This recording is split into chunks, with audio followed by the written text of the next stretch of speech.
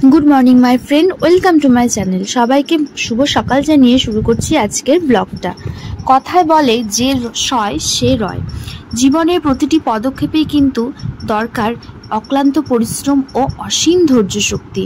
নিজের লক্ষ্যকে ঠিক রেখে সমস্ত ঝড়ঝাপটা সহ্য করে সামনের দিকে এগিয়ে যাওয়ার জন্য কিন্তু দরকার ধৈর্য শক্তি ও মনের বল। জীবনের প্রতিটি স্টেজেই কিন্তু এই মন্ত্রের দরকার হয়। সংসারে থেকে নিজের সংসারটাকে বুকে আগলে নিয়ে সামনে রাখা, তাকে সাজানো কিন্তু যেমন ধৈর্যের দরকার তেমনি দরকার পরিশ্রমের।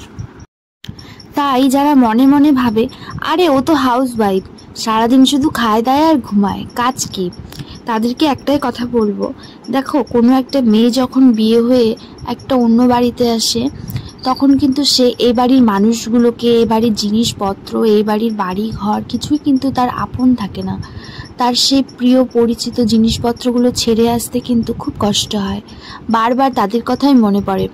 কিন্তু দেখো কি সুন্দর ধীরে ধীরে তাদের সে ভুলে যায় সেগুলোর কথা, আর এই বাড়ির মানুষগুলো, এই বাড়ির জিনিসপত্র, এই বাড়িটাই কিন্তু তখন আপন বলে মনে হয়, নিজের বলে মনে হয়। তাই তো অন্যের সংসারটাকে নিজের সংসার মনে করে 24 ঘন্টা কিন্তু সে সার্ভিস দেয়। একবারের জন্য কিন্তু সে নিজের কথা ভাবে না, মনে করে এটাই তার নিজের।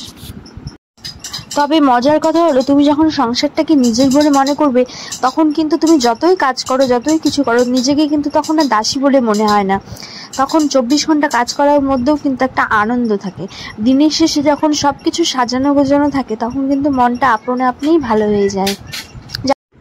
যাই হোক, আজকে অনেক কিছু জ্ঞানের কথা বলে ফেললাম। আর আজকে আমাদের বাড়িতে শেফালিদিকে ডেকে নিয়ে এসেছিলাম, কারণ আমাদের চালগুলোর মধ্যে প্রচুর ধান রয়েছে।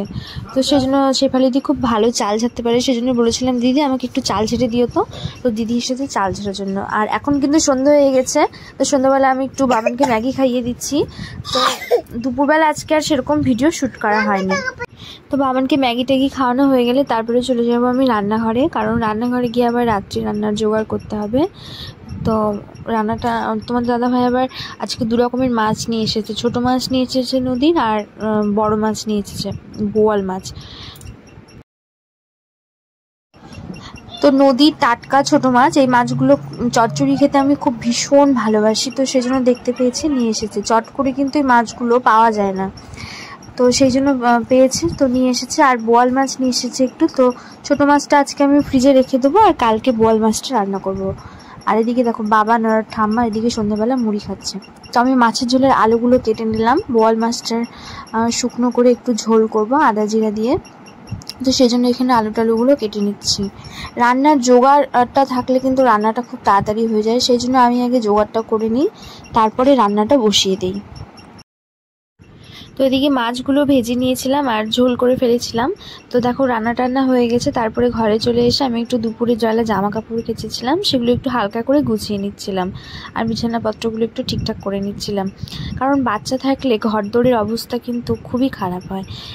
যখনই কিছু গোছায় তার একটু পরেই দেখি আবার এলোমেলো হয়ে যায়, বাচ্চারা তো তাই করবে। আর রান্না টান্নার পরে বা সন্ধ্যেবেলা করে একটু বাবানকে নিয়ে বসি, মানে ওর তো এখনও পড়ার বয়স হয়নি, কিন্তু একটু ছড়াগুলো শেখাই, তো সেই জন্য একটু করে নিয়ে বসি সন্ধ্যাবেলা করে। তো যখনই পড়তে বসাই তখনই ওর প্রশ্নের উত্তর দিতে যেন আমি ক্লান্ত হয়ে যাই। এক একটা করে ছবি দেখবে আর বলবে এটা কি ওটা কি, এই সব। তো পড়ানো টড়ানো হয়ে গেলে তারপরে বাবানকে খাওয়াবো, আর তারপরে বাড়ির সবাই খাবে, সবাইকে খেতে দেবো। তো এই তো আমার রুটিন সারাদিনের। তো যাই হোক, আর এই যে আমার হাতে দেখছো একটা ব্যাগ, এটা হচ্ছে আমার ছেলে সৌরিকের অন্নপ্রাশনের আর কি, আমরা অ্যালবাম করেছিলাম, তো সেই অ্যালবামটা এসেছে। তো এটা তোমাদেরকে আরও কোনো একদিন ভিডিও করে দেখাবো সব ছবিগুলো। তো আজকের মতন ব্লগটা এখানে শেষ করছি। তো সবাই ভালো থাকো, সুস্থ থাকো, দেখা হচ্ছে আর একটা নতুন ব্লগে।